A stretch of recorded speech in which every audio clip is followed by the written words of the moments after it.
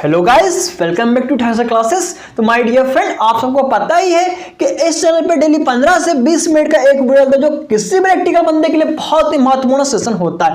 तो साथियों, आज का मैं इतना इंपॉर्टेंट सेशन लेके आया हूं आपके लिए, क्योंकि आप सबको पता है अपने एग्जाम बहुत ही पास में 10 से 11 दिन बचा हुआ है, आप सबको पता है। ठीक है, तो दोस्तों इलेक्ट्रिकल वाले बंदे सबको पता लगे होंगे अपने अपने जुगाड़ में। तो देखिए, मैं आज आपके लिए लेके आया हूं अपना ट्रांसफार्मर, जो कि दोस्तों इतना इंपॉर्टेंट चैप्टर है। आपको पता होगा यहां से 4 से 5 क्वेश्चन आपके लिए मैंने प्रीवियस ईयर का एग्जाम पेपर भी, जो मध्य प्रदेश ट्रेनिंग ऑफिसर का पेपर है, उसे भी यहां डाल के रखा हूं। उसमें दोस्तों मैंने खुद उसका एनालिसिस किया, तो उसमें 4 से 5 क्वेश्चन अपने को जो ट्रांसफार्मर का चैप्टर है उससे देखने को मिला है। ठीक है, और ये पता इतना इंपॉर्टेंट चैप्टर है, इससे तो दोस्तों आईटीआई की जान बोलना चाहिए, क्योंकि आपको पता होगा मशीन में जो ट्रांसफार्मर है साथियों, ये इतना अच्छा इक्विपमेंट है, क्योंकि इसमें एक ऐसी एबिलिटी होती है कि यह क्या करता है, वोल्टेज को स्टेप अप तथा स्टेप डाउन कर सकता है। ठीक है, और आप सबको पता होगा घरों में जितने भी इक्विपमेंट, मोटर अपना हो गया, इक्विपमेंट हो गया अपना, जितने भी घर की सप्लाई मतलब जो लगी हुई होती है ना, जो भी अपने पास में उपकरण लगे हुए होते हैं, उन सबको सप्लाई हम ट्रांसफार्मर से ही तो हमको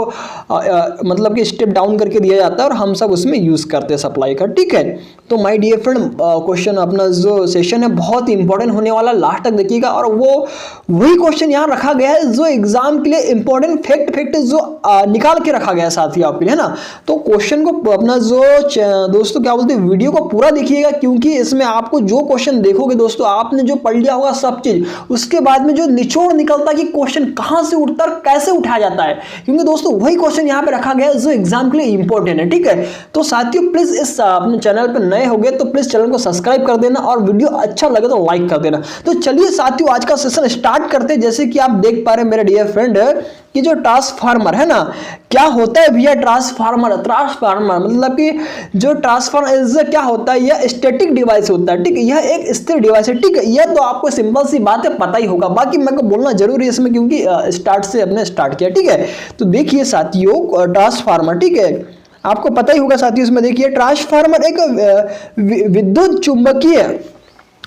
चुंबकीय स्थितिक युक्ति, आपको पता है यह क्या होता है, म्यूचुअल इंडक्शन के सिद्धांत पे कार्य करता है। माय डियर फ्रेंड, यह क्या करता है, म्यूचुअल इंडक्शन क्या होता है माय डियर फ्रेंड, इसमें क्या होता है आप सबको पता होगा। जो ट्रांसफार्मर होता है उसमें ना primary winding and secondary winding होती है। जैसे कि आप सबको पता होगा जो ट्रांसफार्मर है साथियों, मोहब्बत के सिद्धांत पे कार्य करता है। वो बताऊंगा कैसे कैसे साथियों। देखिए मोहब्बत कैसे होती है, इसमें मैं आपको बताता हूं। देखिए इसमें आप सबको पता होगा कि 2 वाइंडिंग होती है। ठीक है, ये देखिए जब हम क्या करते हैं, प्राइमरी वाइंडिंग जो होती है दोस्तों, उसमें हम सप्लाई देते हैं। ठीक है, सपोज दैट हमारा 25 केवी का ट्रांसफार्मर है। अब हमने क्या किया, इसमें 11 केवी की सप्लाई दे दिया। ठीक है, काय में दे देगा, प्राइमरी में। तो जो सेकेंडरी वाइंडिंग है दोस्तों, उसमें क्या होगा, 440 वोल्ट 3 फेस अपना होगा, तो 3 फेस में निकल जाएगा। ठीक है, जबकि साथियों ये जो वाइंडिंग है, इसका प्राइमरी वाइंडिंग से सेकेंडरी वाइंडिंग में कहीं से कहीं तक भी कनेक्शन नहीं होता साथियों। यह क्या करता है, म्यूचुअल इंडक्शन मतलब कि फ्लक्स जनरेट करता है। इसमें जो फ्लक्स होते हैं ना,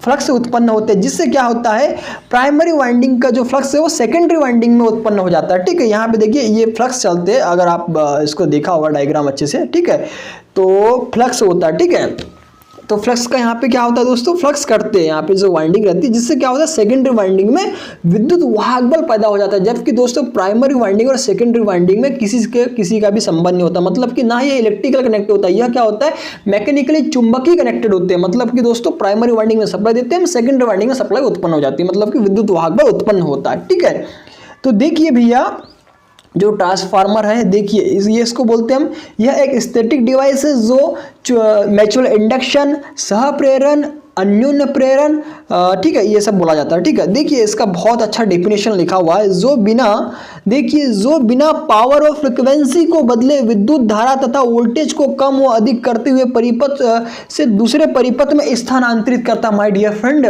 पता होना चाहिए आपको। ठीक है, जो क्या करता है भैया, पावर तथा फ्रिक्वेंसी जो होती है, अपनी पावर तथा फ्रिक्वेंसी क्या होती है, स्थिर होती है, लेकिन वह क्या करता है, वोल्टेज को स्टेप अप तथा स्टेप डाउन करने की एबिलिटी होता है, जिस कारण वोल्टेज स्टेप अप तथा स्टेप डाउन होता है, जिससे क्या होता है, जो करंट है माय डियर फ्रेंड, वह भी क्या होता है, अगर वोल्टेज बढ़ता है तो करंट घटेगा, और वोल्टेज घटेगा तो करंट बढ़ेगा। ठीक है, तो आप सबको पता होगा जैसे कि सीटी एंड पीटी है ना। आगे देखिएगा क्वेश्चन क्या बोलना चाह रहा है, कार्य सिद्धांत वर्किंग प्रिंसिपल माई ट्रांसफार्मर। ठीक है, देखिए क्या बोलना चाह रहा है, यह अन्योन्य प्रेरण म्यूचुअल इंडक्शन के सिद्धांत पे कार्य करता है भैया। ठीक है, आगे देखिए कंस्ट्रक्शन ऑफ माई ट्रांसफार्मर क्या बोलना चाह रहा है कि इसमें क्या होता है, एक प्राइमरी वाइंडिंग होती है, सिंपल सी बात है, क्योंकि आप सबको पता है इसमें कोई भी मूवेबल पार्ट नहीं होता है, इसमें ओनली एक प्राइमरी वाइंडिंग और एक होती है सेकेंडरी वाइंडिंग, और बीच में क्या होती है, कोर होती है, जो काय की बनी होती है माय डियर फ्रेंड। कोर से क्वेश्चन आता है कि जो अपना ट्रांसफार्मर की कोर काय की बनी होती है, साथियों आप सबको पता होना चाहिए, वो बनी होती है सिलिकॉन स्टील की बनी होती है, जनरली हम अपनी भाषा में बोलते हैं, या फिर आप बोल सकते हैं उसे CRGO। मतलब क्या होता है, अगर सिलिकॉन स्टील सपोज डेट वहां पे नहीं दिया हुआ है तो आपको लगाना है CRGO बोलते हैं दोस्तों इसको, cold rolled grain oriented steel की बनी हुई होती है माय डियर फ्रेंड।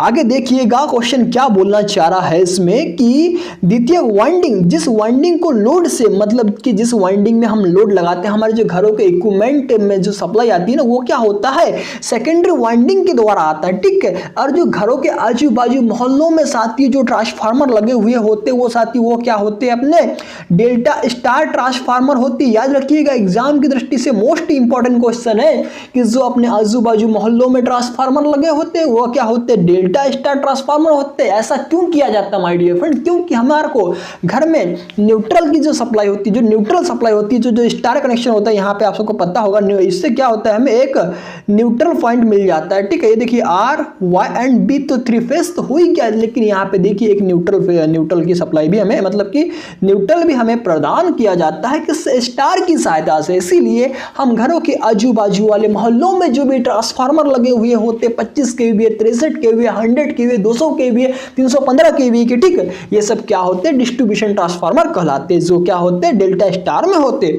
आगे देखिएगा क्वेश्चन क्या बोलना चाह रहा है कि laminated code, what is lamination, क्यों करा जाता है लेमिनेशन, ऐसा क्यों करते भैया, जो सिलिकॉन स्टील की जो कोर होती है माय डियर फ्रेंड। अगर आपको ट्रांसफार्मर से रिलेटेड कोई भी दिक्कत आती है, ट्रांसफार्मर के बारे में कैसा बनता है, कैसे खुलता है, क्या होता है अंदर, तेल कहाँ डलता है, इसका वाइंडिंग कैसे फटती है, जब ब्लास्ट कैसे होता है, यह सब वीडियो पूरा का पूरा, इसका जो ऑपरेशन होता है ट्रांसफार्मर का, मैं यहाँ पे डाल चुका हूँ। अंदर में आपके एक ट्रांसफार्मर को आपको मिलेगा कहाँ पे, यहीं पे मेरे चैनल पे जाइएगा, विजिट करिएगा, वहाँ पे लिखा है ट्रांसफार्मर। तो ट्रांसफार्मर का पूरा ऑपरेशन दोस्तों मेरी जो टीम है वो यही काम करती है, इसमें मैंने ऑलरेडी इसमें डाल के रखा हूँ। ठीक है, देखिएगा बहुत कुछ आपको उसमें सीखने मिलेगा, LT वाइंडिंग कैसी होती है, HV वाइंडिंग कैसी होती है, उनका डेल्टा स्टार कनेक्शन कैसा होता है, सब चीज आपको वहां दिखाया गया था, उसका जो टेस्ट कैसा करते वह भी बताया हूं मैंने। ठीक है, तो देखिए क्या था, हम कहाँ थे अभी, का लेमिनेशन कोड सिलिकॉन स्टील की बनी हुई होती, जैसे कि मैंने आपको अभी बताया। ठीक है,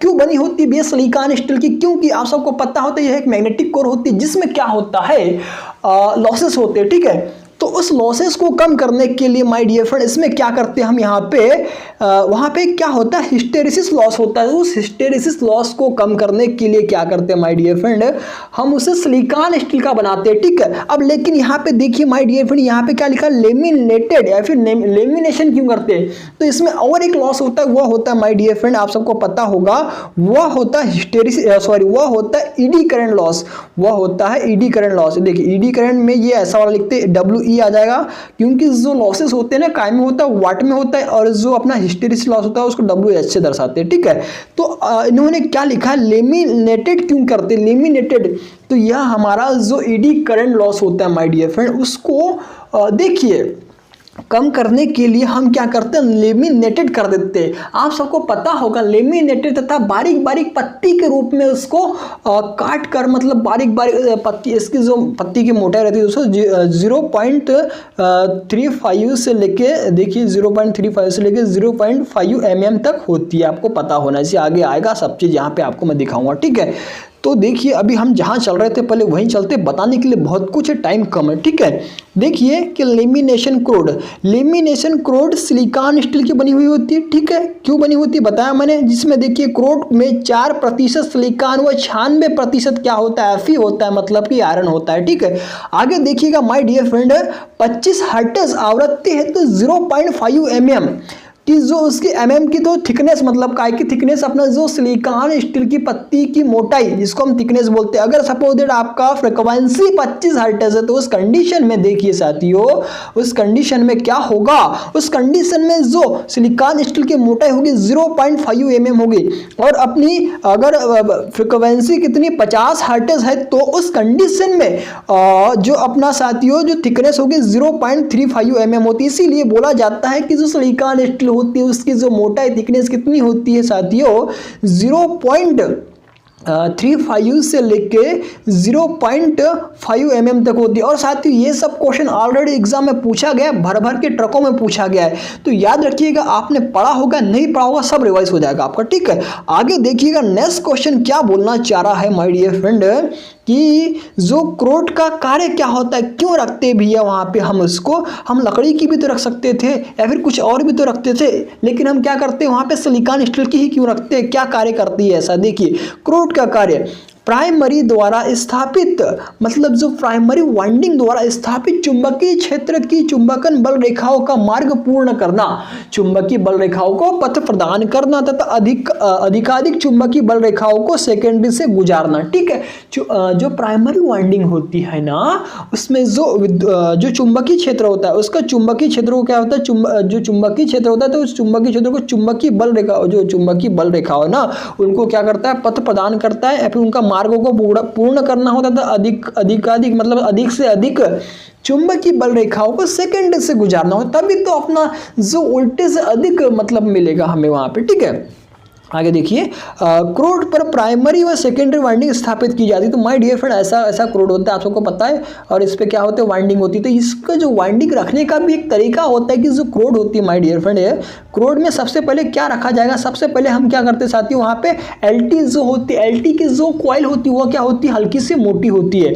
तो पहले हम क्या करते हैं, जो क्रोड के पास में, मतलब क्रोड के ऊपर में सबसे पहले हम क्या करते हैं my dear friend, LT winding को लपेट जाता है, फिर उसके ऊपर में केक बना के जो अपनी जो एचवी होती है, एचवी मतलब कि हाई वोल्टेज या फिर एचटी जिसको बोलते हैं साथियों, हाई टेंशन को रखा जाता है। सबसे पहले एलटी हो जाएगा, उसके ऊपर में क्या आ जाएगा, एचटी हो जाएगा, ऐसा रखा जाता है साथियों। अगर आपको देखना है तो मेरा उसमें जाइएगा प्लेलिस्ट में, आपको सब दिख जाएगा, ठीक है। तो माय डियर फ्रेंड ये था अपना ट्रांसफार्मर, ये आपको देखिए क्लियर हो गया होगा। आगे देखिएगा क्वेश्चन क्या बोलना चाह रहा है, क्वेश्चन बहुत इंपॉर्टेंट क्वेश्चन है माय डियर फ्रेंड। ट्रांसफार्मर का विद्युत वाहक बल समीकरण क्या होता है माय डियर फ्रेंड, ये इतने बार क्वेश्चन पूछा गया है, हजारों बार पूछा गया है, ठीक है। जो ट्रांसफार्मर का विद्युत वाहक बल समीकरण होता है वह फ्रीक्वेंसी, नंबर ऑफ टर्न तथा फ्लक्स, मैग्नेटिक फ्लक्स पर क्या करता है, ये निर्भर करता है, ठीक है।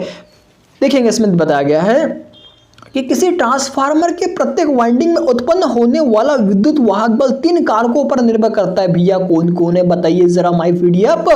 कारक में पैदा हुआ flux, maximum flux, frequency and winding की लपेटनों की संख्या। तो जैसे कि आप देख पा रहे ई बराबर क्या हो जाएगा, ये 4 बार घूमता है। इसमें देखिए आपकी जो साइनोसोइडल वेव होती है ना, इसके कारण यहाँ पे देखिए क्या आ जाएगा 4.44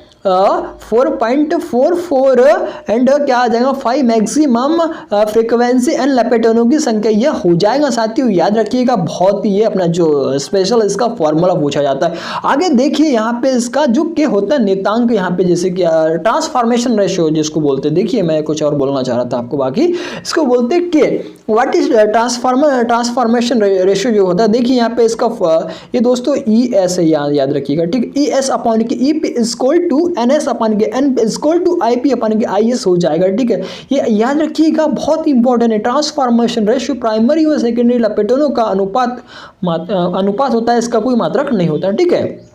आगे देखिए, इसमें देखिए बहुत सिंपल सा, आप खुद ही पढ़ लेना इसको। तो आगे देखिए जो इंपॉर्टेंट वही चल रहा हूँ। आपको पता है ट्रांसफार्मर में कभी भी डीसी नहीं देना है, नहीं तो उसकी वाट लग जाएंगी, ट्रांसफार्मर जल जाएगा, खराब हो जाएगा, ठीक है। इसलिए दिया गया है ट्रांसफार्मर सदैव हमेशा अल्टरनेटिंग करंट एसी सप्लाई पर ही वर्क करता है। यहाँ पे लिखा है कि ट्रांसफार्मर डीसी धारा पर कार्य नहीं करता माय डियर फ्रेंड्स, ठीक है। याद रखिएगा, ट्रांसफार्मर की दक्षता 90 से 98% होती है, क्योंकि इसमें कोई भी मूवेबल पार्ट नहीं होता, इसलिए इसमें केवल क्या होते हैं, 2 ही हानि होती। कौन सी हानि होती है भैया, कोर लॉस होता है, और एक कौन सा होता है आपको पता होना चाहिए, ठीक है। जैसे कि यहाँ पे कॉपर लॉस होता है, ठीक है। एक आ जाएगा कोर एंड कॉपर लॉस। तो एक कोर लॉस होता है, कोर लॉस में दो लॉसेस होते हैं, कौन सा, एडी करंट आ जाएगा, एडी करंट लॉस, और एक होता है हिस्टेरिसिस लॉस, ठीक है, हिस्टेरिसिस लॉस, और एक होता है कॉपर लॉस, तो वो अलग आ जाएगा, वो कहीं में जाएगा, कॉपर लॉस ही आ जाएगा, ठीक है। तो माय डियर फ्रेंड जो ट्रांसफार्मर होता है ना उसमें सबसे बड़ा लॉस कौन सा होता है, उसमें सबसे बड़ा लॉस होता है माय डियर फ्रेंड CU, मतलब होता है कॉपर, 70% क्या होता है, कॉपर लॉस होता है। यह पता होना चाहिए एग्जाम की दृष्टि से। तथा आप कितना बच गया, 30 बच गया ना, तो उसमें क्या होगा, WE बराबर क्या होता है, ईडी करंट लॉस कितना होता है 15%, तथा WH बराबर क्या हो जाएगा 15% क्या हो जाएगा, हिस्टेरिसिस लॉस होता है, ठीक है। यह भी एग्जाम की दृष्टि से आपको याद होना चाहिए। तथा इसमें विंडेज फ्रिक्शन ये सब लॉस नहीं होते, इसमें केवल 2 ही लॉस होते हैं, ठीक है। आगे देखिएगा, आदर्श ट्रांसफार्मर में जो पावर प्राइमरी की सेकेंडरी की पावर तथा प्राइमरी की पावर क्या होती है, बराबर होती है, क्योंकि यहाँ पे जो हानियां है ना नगण्य माना जाता है, क्योंकि आदर्श ट्रांसफार्मर में क्षतियों का मान 0 होता है, ठीक है। आगे देखिएगा, क्वेश्चन बहुत इंपॉर्टेंट क्वेश्चन है कि ट्रांसफार्मर की प्राइमरी में लपेटन व सेकेंडरी वाइंडिंग में लपेटन ज्यादा हो तो ट्रांसफार्मर वोल्टेज क्या बोलना चाह रहा है, वोल्टेज बढ़ाएगा, वो करंट घटा देगा, ठीक है। जैसा लिखा हुआ है साथियों पढ़ लीजिएगा, बहुत इंपॉर्टेंट है आपको। देखिए आगे क्या बोलना चाह रहा है, ट्रांसफार्मर की रेटिंग काय में होती है, छोटा है तो V में, बड़ा है तो KVA में, KVA में, फिर आपको पावर जो ट्रांसफार्मर होते हैं वो क्या में MVA में होते हैं, ठीक है। यह क्या है दोस्तों, अपना एफरेंट पावर है, मतलब कि आभासी शक्ति में इसके रेटिंग को दर्शाया जाता है, KVA किलो वोल्ट एम्पीयर। आगे देखिएगा नेक्स्ट क्वेश्चन क्या बोलना चाह रहा है, यदि ट्रांसफार्मर के प्राइमरी में लपेटे ज्यादा व सेकेंडरी वाइंडिंग में लपेटे कम हो तो ट्रांसफार्मर क्या करेगा, वोल्टेज को घटाएगा, वो करंट को बढ़ा देगा, ठीक है। आगे देखिएगा क्वेश्चन क्या बोलना चाह रहा है कि ट्रांसफार्मर की प्राथमिक व द्वितीयक वोल्टेज में फेज डिफरेंस क्या होता है, 180 डिग्री का यहाँ बताया गया साथियों। और आप सबको यह भी पता होना चाहिए कि जो अपना 3 फेस मोटर होती है उसमें जो फेस एंगल होता है वह कितने का होता है माय डियर फ्रेंड, 120 डिग्री का होता है। लेकिन यहाँ क्वेश्चन क्या, ट्रांसफार्मर की प्राथमिक और द्वितीयक वोल्टेज में फेज डिफरेंस, फेज अंतर क्या होता है, 180 डिग्री का होता है, ठीक है।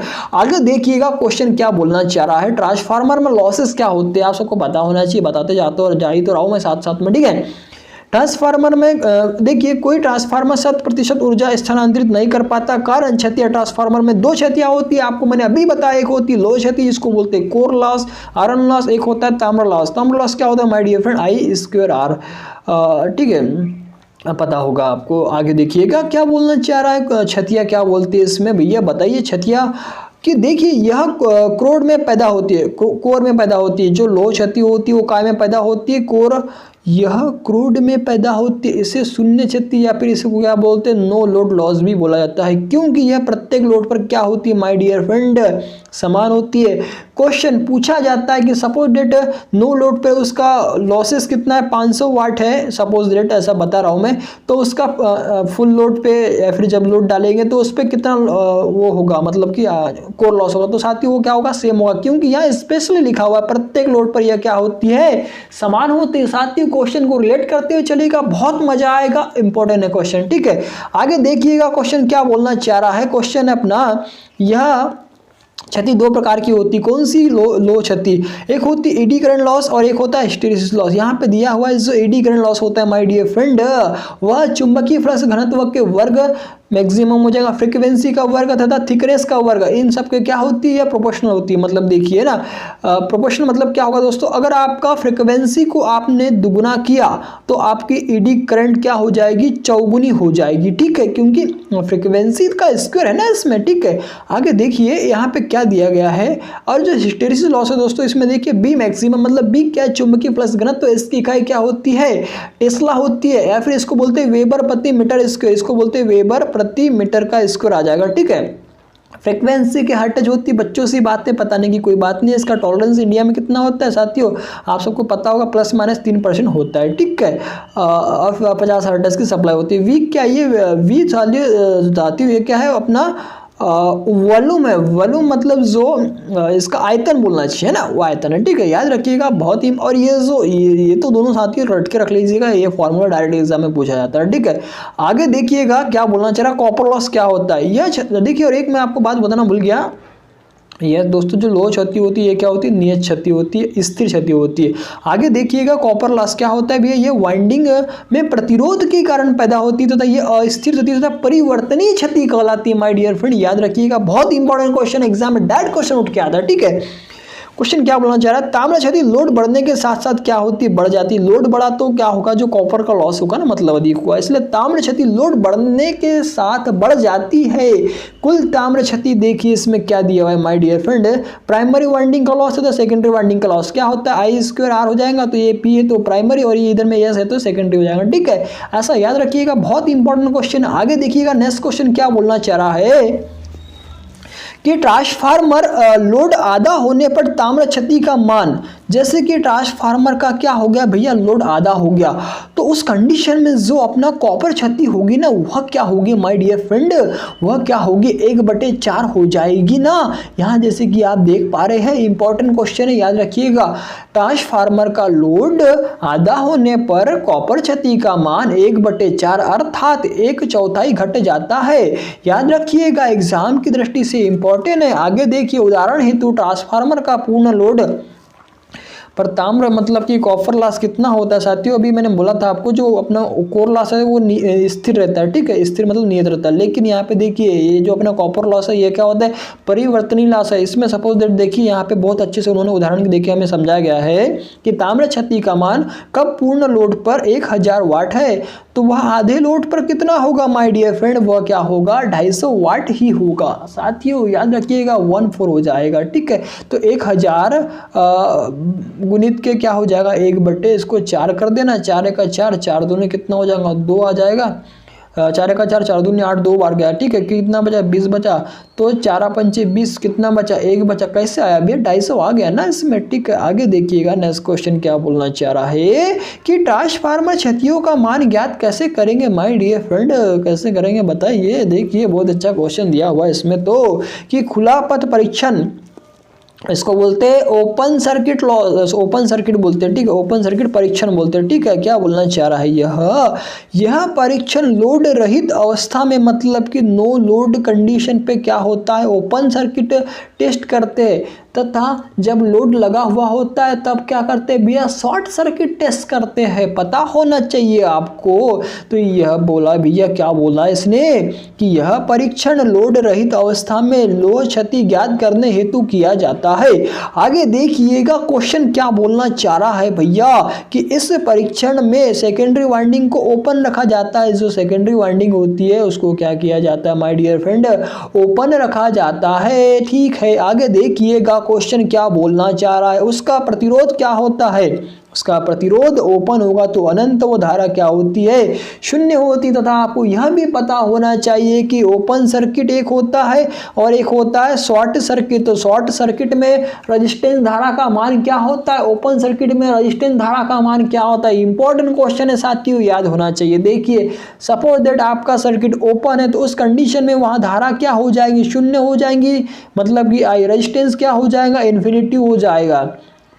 सपोज आपका परिपथ शॉर्ट सर्किट हो गया तो उस कंडीशन में जो रेजिस्टेंस है ना वो क्या हो जाएगा, 0 हो जाएगा, और जो अपना आई मतलब कि धारा वह क्या हो जाएगी, इन्फिनिटी हो जाएगी ना साथियों। ऐसा याद रखिएगा, बहुत इंपॉर्टेंट क्वेश्चन। आगे देखिए क्या बोलना चाहिए कि लोड अवस्था में प्राइमरी में पूर्ण लोड का धारा क्या बोलना, चलिए इसको एक बार फिर से रिपीट कर देता हूँ। इस परीक्षण में सेकेंडरी वाइंडिंग को ओपन रखा जाता है जिससे उसका प्रतिरोध अनंत व धारा शून्य होती है, और लोड अवस्था में सेकेंडरी कोई चुंबकीय क्षेत्र पैदा नहीं करती। कब भैया, देखिए लिखा है जिससे उसका प्रतिरोध अनंत व धारा शून्य रहती है, और तो लोड अवस्था में सेकेंडरी कोई चुंबकीय क्षेत्र पैदा नहीं करती। ठीक है, आगे देखिएगा क्वेश्चन क्या बोलना चाह रहा है इसमें, बहुत इंपॉर्टेंट क्वेश्चन है जो एग्जाम में आते हैं, वही क्वेश्चन यहाँ पे रखा गया। ठीक है, क्या बोलना चाहिए कि लोड अवस्था में प्राइमरी में, लोड की अवस्था में प्राइमरी में पूर्ण लोड धारा का 5% धारा बहती है। लोड अवस्था में प्राइमरी में, ठीक है, देखिए साथियों इसमें बोला गया है लोड अवस्था में प्राइमरी में पूर्ण लोड धारा का देखिए पूर्ण लोड धारा का 5% धारा बहती है, इसीलिए ताम्र क्षति नगण्य रहती है और लोह क्षति का मान ज्ञात कर लिया जाता है। ठीक है, आगे देखिएगा दूसरा अपना टेस्ट आ रहा है, क्या आ रहा है, शॉर्ट सर्किट परीक्षण आ रहा है। ठीक है, यह क्या बोलता है भैया, याद रखिएगा इसे भी, इस परीक्षण में क्या होता है? इस परीक्षण में निम्न वोल्टेजता वाइंडिंग को शॉर्ट करके ताम्र क्षति का मान ज्ञात कर लिया जाता है। तो जैसे कि आपको पता होगा, निम्न वोल्टेजता मतलब क्या करेंगे हम, क्या करते हैं यहाँ पे एक अपना जो ट्रांसफार्मर उसकी जो सेकेंडरी वाइंडिंग है उस पर क्या करते हैं, उसको हम शॉर्ट कर देते हैं। लेकिन हम क्या करते हैं यहाँ पे भी जो प्राइमरी में ना बहुत कम करंट देते हैं ना, अधिक नहीं देते, ठीक है, तथा सेकेंडरी को शॉर्ट कर लेते हैं, मतलब जो निम्न वोल्टेज वाला होता है, ठीक है। आगे देखिएगा क्वेश्चन क्या बोलना चाह रहा है, इस परीक्षण में निम्न वोल्टेज वाइंडिंग को शॉर्ट करके ताम्र क्षति का मान ज्ञात किया जाता है। इस परीक्षण में ट्रांसफार्मर के अधिकतम वोल्टेज का 5% वोल्टेज ही ट्रांसफार्मर को दिया जाता है, क्योंकि एक वाइंडिंग शॉर्ट रखी है इसीलिए, ठीक है भैया, याद रखिएगा साथियों, बहुत मतलब कि ना ये इंपॉर्टेंट क्वेश्चन है ना एग्जाम की दृष्टि से, और आप जब प्रैक्टिकल वगैरह भी करेंगे तो ये सब बात उसमें बहुत ध्यान रखना पड़ता है, ठीक है। आगे देखिए क्वेश्चन क्या बोलना चाह रहा है कि ट्रांसफार्मर का वर्गीकरण, ट्रांसफार्मर वोल्टेजता के आधार पर कितने प्रकार के होंगे, कैसे होंगे, ये भी इन्होंने बताया साथियों, ठीक है। तो देख पा रहे हैं आप इसमें माय डियर फ्रेंड, इसमें देखिए उच्च transformer, step up, step down, core की संरचना के आधार पर क्या होगा, shell type, Berry type, core type, यह सब होते हैं, आप सबको पता होगा, ठीक है। बेरी टाइप देखिए इसमें इनका वो भी दिया हुआ है कि निम्न आउटपुट शक्ति के, इनमें देखिए साथियों इनमें ना इसका प्रयोग भी लिखा हुआ है, कहाँ कब कैसे यूज करना है। जैसे कि जो कोर टाइप ट्रांसफार्मर होता है उसको ना निम्न आउटपुट शक्ति के लिए यूज किया जाता है, तथा इसमें चुंबकीय पथ क्या होता है, एक ही होता है। आगे देखिए सेल टाइप, यह वोल्टेज स्टेप अप व स्टेप डाउन दोनों के लिए यूज किया जाता है। इसमें चुंबकीय मार्गों की संख्या कितनी होती है, 2 होती है। अब आ गया भैया Berry type, most important transformer Berry type, और बहुत महंगा होता है और बहुत कम यूज, हम इसको स्पेशली पर्पस के लिए यूज किया जाता है, ठीक है। देखिए विशेष प्रकार के कार्यों, देखिए इसमें लिखा ही हुआ है, विशेष प्रकार के कार्यों हेतु चुंबकीय मार्गों की संख्या अनेक होती है इसमें, ठीक है।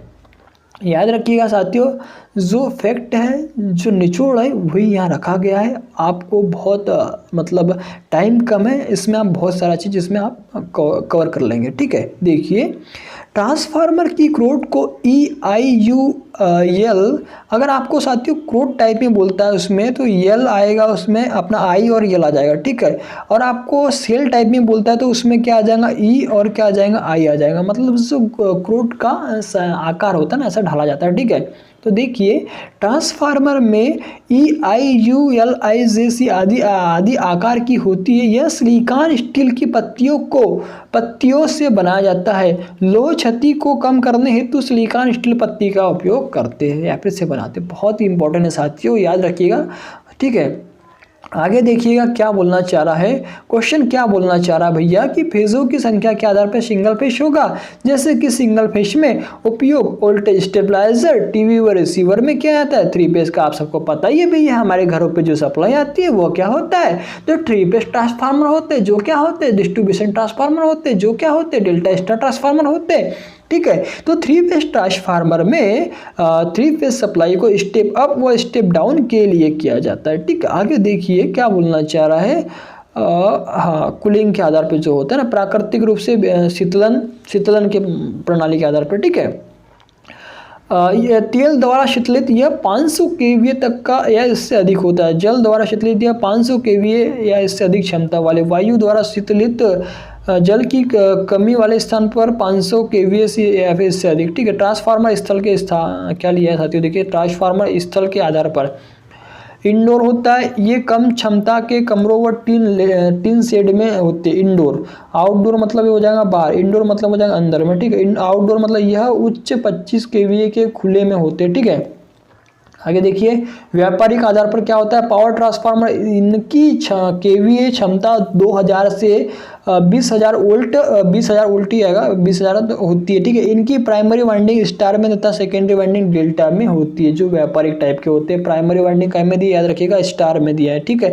तो सेकेंडरी वाइंडिंग डेल्टा में होती है। जनरली आपने जो डिस्ट्रीब्यूशन ट्रांसफार्मर देखा होगा वो क्या होते हैं साथियों, डेल्टा स्टार में होती है, लेकिन जो व्यापारिक होता है ये यहाँ पे दिया हुआ है वो क्या है, स्टार में प्राइमरी और सेकेंडरी में डेल्टा है, ठीक है। आगे देखिएगा कि डिस्ट्रीब्यूशन ट्रांसफार्मर इनकी kVA 5 से कितना दिया साथियों, 20,000 तक होती है। इनकी प्राइमरी वाइंडिंग डेल्टा में तथा सेकेंडरी वाइंडिंग स्टार में, जो कि मैं आपको शुरू से बताते आ रहा हूँ, ठीक है। बहुत ही इंपॉर्टेंट क्वेश्चन है। आउटपुट क्षमता के आधार पर क्या बोलना चाह रहा है साथियों, क्या बोलना चाह रहा है? देखिए ऑटो ट्रांसफार्मर, इंस्ट्रूमेंट ट्रांसफार्मर। देखिए आउटपुट क्षमता के आधार पर क्या होता है? Auto transformer. ऑटो ट्रांसफार्मर देखिए इंस्ट्रूमेंट ट्रांसफार्मर क्या होता है? एक ऑटो ट्रांसफार्मर हो जाएगा, एक इंस्ट्रूमेंट। अब जो इंस्ट्रूमेंट ट्रांसफार्मर होता है वो दो प्रकार के होता है। एक होता है भैया सीटी जिसको बोलते हैं करंट ट्रांसफार्मर, एक होता है पीटी जिसको बोलते हैं पोटेंशियल ट्रांसफार्मर। इनसे क्वेश्चन एग्जाम में बनता है माय डियर फ्रेंड। आप देखिए यहाँ पे देखिए ये पार्ट ऑफ ट्रांसफार्मर, ये सब बहुत ही बकोस रिले एक बहुत ही इंपॉर्टेंट होता है। जो क्या होता है my dear friend? Main tank तथा कंजर्वेटर टैंक इन दोनों के मध्य में लगा हुआ होता है तथा एक गैस संचालित रिले होता है। जब भी ट्रांसफार्मर में ओवरलोड या फिर अधिक उष्मा उत्पन्न हो जाती है या फिर ट्रांसफार्मर को हो सकता है कि क्षति होती है, मतलब खराब होने का कंडीशन आ जाए, फिर मतलब उसको हानि हो जाए, तो उस समय क्या होता है? ये ट्रिप कर देता है, उसको पृथक कर देता है सप्लाई से। कौन? बकोस रिले। साथियों ये पढ़ लेना आप, बहुत इंपॉर्टेंट है। आगे देखिए ट्रांसफार्मर में नमी का प्रवेश रोकने के लिए ब्रीदर का प्रयोग करते हैं। आप सबको पता हुआ ब्रीदर इज बहुत ही गुड और बहुत ही अच्छा, मतलब कि क्या करता है इसमें जो ट्रांसफार्मर की जो ऑयल है ना उसकी डाई इलेक्ट्रिक जो होती है ना वो बनी रहती है। अगर सपोज दैट उसमें आप पानी मॉइस्चर चल जाएगा ना तो वो जो उसकी डाई इलेक्ट्रिक जो ट्रांसफार्मर का ऑयल होता है उसकी डाई इलेक्ट्रिक अच्छी होना चाहिए, खराब नहीं होना चाहिए, नहीं तो ट्रांसफार्मर में शॉर्ट सर्किट हो जाएगा, मतलब अंदर ही। ठीक है, तो माय डियर फ्रेंड उसको ऐसा ना हो इसलिए हम क्या करते हैं उसके जो अपना जो कंजर्वेटर टैंक के बाद में देखा होगा एक ऐसा एल्बो मतलब एक पाइप निकला होता है, ये देखिए। और यहाँ पे क्या लगा होता है माय डियर फ्रेंड, आप सबको पता होगा, यहाँ पे ब्रीदर लगा हुआ होता है। ठीक है, इसके अंदर में क्या होता है? सिलिका जेल भरा होता है। क्यों भरा होता है? ये जो एटमॉस्फेयर वातावरण की जो अपने नमी है ना उसको सोखने के बाद ही वो अंदर में वायु जाती है। जब वो अपना वाष्प करता है, मतलब गैस, मतलब जो अंदर में वायु खींचेगा तो वो ड्राई वायु, मतलब कि सूखी हवा जाती है। ठीक है, अब इससे रिलेटेड क्वेश्चन पूछता है कैसा कलर होता है? जब अच्छी कंडीशन में होती तो कैसा होता है, जब खराब हो गई, जब नमी युक्त हो गई, जब शुष्क है, तब। ये सब क्वेश्चन बहुत इंपॉर्टेंट और कई बार 1000 बार पूछा गया है। ठीक है, देखिए ट्रांसफार्मर का प्रयोग क्या बोलना चाह रहा है? ट्रांसफार्मर में नमी का प्रवेश रोकने के लिए ब्रीदर प्रयोग किया जाता है जिसमें सिलिका जेल भरी होती है। सिलिका जेल रंग में सफ़ेद होती है। साथ ही ये गलत दिया है, ऐसा नहीं होता, सफ़ेद नहीं बोलता इसको डायरेक्ट। जब मैं आपको बता रहा हूँ देखिए, जब साथियों सिलिका जेल अच्छी है, गुड कंडीशन में, तो उसका कलर क्या होता है? नीला होता है। ठीक है, चलिए मैं इसको नीले पेन से लिख देता हूँ। ठीक है, नीला होगा। और जब वह नमी को सोख लेगी, मतलब कि दोस्तों वह मतलब कि नमी युक्त हो जाएंगी, तो वह क्या हो जाएंगी? हल्की गुलाबी हो जाती है, हल्की गुलाबी या फिर सफ़ेद हो जाती है, पिंक या फिर सफ़ेद हो जाती है जब नमी को सोख लेती है, जब वो गीली हो जाती है। ठीक है, तो आपको पता होना चाहिए। यहाँ पे लिखा हुआ है जैसे सिलिका जेल रंग में, यहाँ पे देखिए यहाँ तो नीला आ जाएगा यहाँ पे। ठीक है, और इसके बाद में क्या है? नमी सोखने के बाद वह गुलाबी या आसमानी हो जाती है। ठीक है, चलेगा ये अभी। आगे देखिएगा ट्रांसफार्मर का तापमान क्या बोल रहा है साथियों? 1000 डिग्री सेंटीग्रेड से अधिक नहीं बढ़ने देना चाहिए। ठीक है साथियों, ये पढ़ लेना आप, कुछ है इंपॉर्टेंट है। ठीक है, इसको मैं थोड़ा ऊपर ले रहा हूँ। आगे साथियों नेक्स्ट में इसमें आपको नेक्स्ट क्लास में इससे जो रिलेटेड मोस्ट इम्पॉर्टेंट जो साथियों इसके अपना जो बेसिक और या फिर एडवांस जो भी लेवल का आपको जैसा भी लग रहा है जो अपना एमसीक्यू बनते हैं उसको मैं इसमें डाल दूंगा, जैसे डाल दूंगा मतलब नेक्स्ट क्लास में, क्योंकि आप सबको पता है यार बहुत इंपॉर्टेंट सेशन है ट्रांसफार्मर, है ना। क्योंकि ऐसा कोई एग्ज़ाम नहीं होगा ITI का जिसमें मतलब कि ये क्वेश्चन ना पूछा जाए अपना ट्रांसफार्मर से। ठीक है, तो आगे मैं देखिए 3-4 क्वेश्चन इसको भी करा देता हूँ। चलिए, बकोस रिले एक सुरक्षा युक्ति जो आंतरिक दोष हुआ या अधिक लोड होने पर ट्रांसफार्मर को लोड से विसंयोजित कर देता है। जैसे कि मैंने बताया था 3 फेज सप्लाई को 2 फेज सप्लाई में बदलने के लिए स्कार्ट अथवा TT संयोजन किया जाता है। 3 फेज को 2 फेज में। ठीक है, क्या करते हैं? स्कार्ट या TT संयोजन। स्टार स्टार संयोजन में न्यूट्रल बिंदु स्थिर रखने के लिए एक डेल्टा वाइंडिंग करते हैं जिसे टर्शियर वाइंडिंग कहते हैं। ट्रांसफार्मर में खनिज तेल मिनरल ऑयल डाला जाता है जो पेट्रोलियम के शोध से प्राप्त होता है। ठीक, आगे देखिएगा ट्रांसफार्मर तेल उच्च ज्वलन बिंदु कम नमी सोखने वाला अच्छा अचालक होता है। माय डियर फ्रेंड, जो ट्रांसफार्मर का जो ऑयल होता है वो क्या होता है? गुड इंसुलेटर, मतलब कि गुड अचालक, कुचालक बोलना चाहिए वह, मतलब, है ना। ठीक है, तो माय डियर फ्रेंड अभी मैं आज के लिए इतना ही रखता हूँ क्योंकि समय को ध्यान में रखते हुए, नहीं तो मैं पूरा का पूरा ही करा देता आपको। तो ठीक है साथियों, अगर इस चैनल पे आप नए हैं तो प्लीज़ इस चैनल को सब्सक्राइब कर देना है कि यूट्यूबर यही चाहता है कि उसका चैनल जल्दी से जल्दी ग्रो करे। ठीक है, और साथियों आपको वीडियो अच्छा लगा हो तो प्लीज़ लाइक कर देना यार, अपना मोटिवेशन बढ़ जाता है। ठीक है, तो साथियों आप सबको मेरा प्यार भरा धन्यवाद।